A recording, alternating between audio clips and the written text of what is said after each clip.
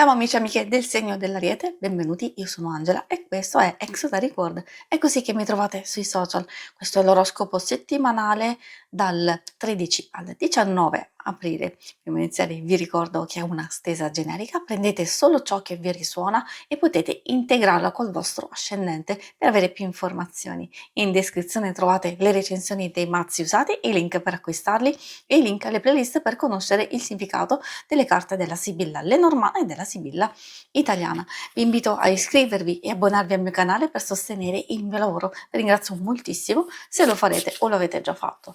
Adesso andiamo a vedere come andrà la vostra settimana, prima attraverso le energie principali, segni zodiacali da attenzionare e poi i vari ambiti, amore, lavoro e finanze. Partiamo proprio con la prima indicazione e ci dà un buon inizio per la vostra settimana, dove l'anello spesso porta attenzione, collaborazione, unione di idee, bella e soprattutto molto interessante, perché vuol dire che c'è un'ottima energia per impegnarsi in qualcosa. Nelle questioni più pratiche, è vero, può portare un accordo, o anche nelle relazioni più importanti può splendere il sole, quindi chiarimenti, situazioni che migliorano, anche ottime possibilità di socializzare, di aprirsi a nuove circostanze. Sono tutte belle carte effettivamente, quindi si prospetta una settimana molto interessante. È vero che tante cose vanno verso l'unione e la collaborazione, ma anche e soprattutto verso le vostre passioni. In genere, in senso lato, abbiamo una carta che parla di amore a 360 gradi. In che senso? Verso una persona, verso dei propri familiari, verso un'idea, un progetto, quello che state facendo, quindi sotto tutti i punti di vista. I segni zodiacali da attenzionare nella vostra settimana sono quelli di fuoco, Ariete, Leone e Sagittario. Abbiamo anche un po' quelli di acqua, Cancro, Scorpione e Pesci. E adesso andiamo a vedere insieme i vari ambiti. Partiamo dall'amore. Amore, principalmente coppia single, ricordo che alcune cose possono riferirsi anche alle relazioni più importanti di amicizia e di famiglia. Allora, troviamo la carta della viola.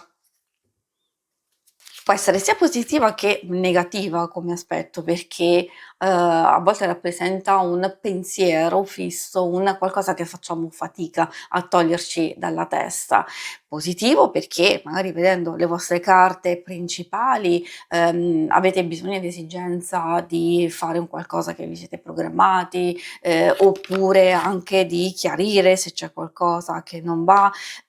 Fate bene ad insistere assolutamente, oppure ci sono tanti altri aspetti legati alla paura, all'incertezza, e quindi magari avete bisogno di riflettere attentamente su un qualcosa e trovare poi il momento giusto per aprirsi, per comunicarsi. Ricordo che sono proprio le vostre carte principali che danno quell'energia giusta, quella spinta all'aprirsi, all'aprire il vostro cuore. Ci sono cose molto molto interessanti in questa settimana che possono portare miglioramento non solo nella vita sentimentale, anche relazionale in genere, di amicizia, di tensioni che si sciolgono, di aiuto, sostegno, collaborazione. Quindi si vede una fase in evoluzione. È la prima parte che secondo me deve essere attenzionata, ad esempio per i single può voler dire l'attesa, può voler dire magari vogliamo sentire qualcuno, oppure oppure vogliamo farci avanti noi. Ecco, questa può essere proficua perché magari ci fa capire se è il caso di farlo o di aspettare ulteriormente o addirittura di lasciare andare.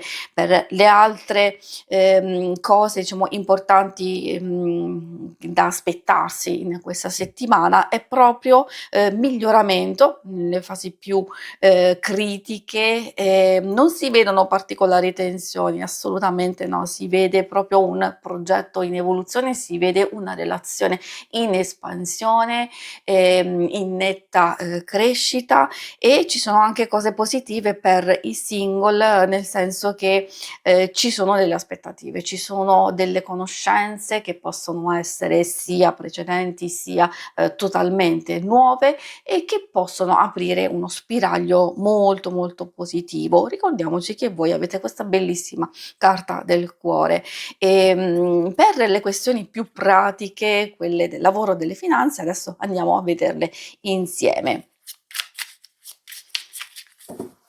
Allora, troviamo la carta della gelosia, poi direi che per questioni più pratiche, c'è, molta più frenesia, più fretta, indecisione, incertezza o anche delle situazioni un po' particolari da superare.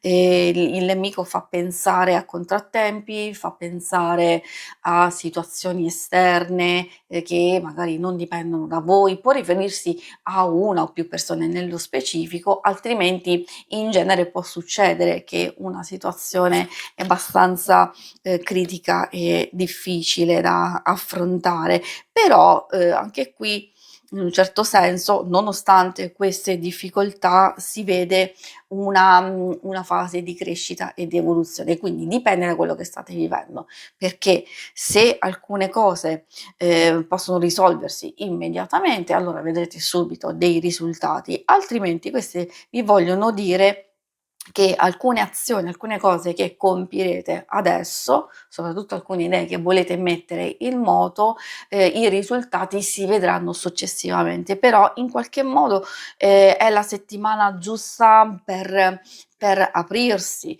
per valutare il fatto di farsi aiutare. Abbiamo visto sin dall'inizio non solo di chiedere sostegno, ma di collaborazioni, molto utile, magari dipende sempre dal tipo di lavoro che fate, forse c'è bisogno di migliorare il proprio ambiente, allora meglio adattarsi, meglio aprirsi, cercare di essere amorevoli, comprensivi e si possono risolvere varie cose.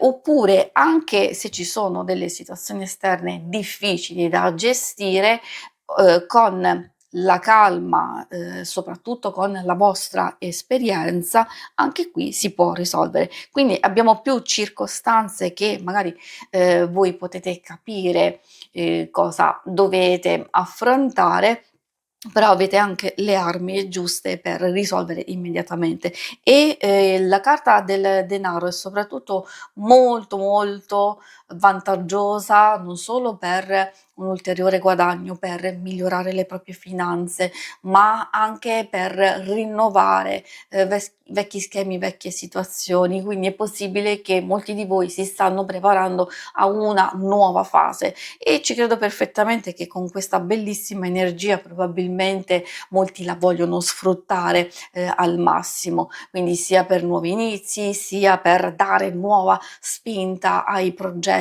già in corso e sia ovviamente, come abbiamo detto, per chi sta vivendo delle situazioni abbastanza delicate nel lavoro e nelle finanze. Si conclude qui la lettura, vi ringrazio per avermi seguita. Se volete in alto a destra trovate il logo per iscrivervi al canale, mentre in basso trovate le schermate per vedere il vostro oroscopo mensile e il lunare quindicinale. Alla prossima, vi auguro una buona settimana. Ciao!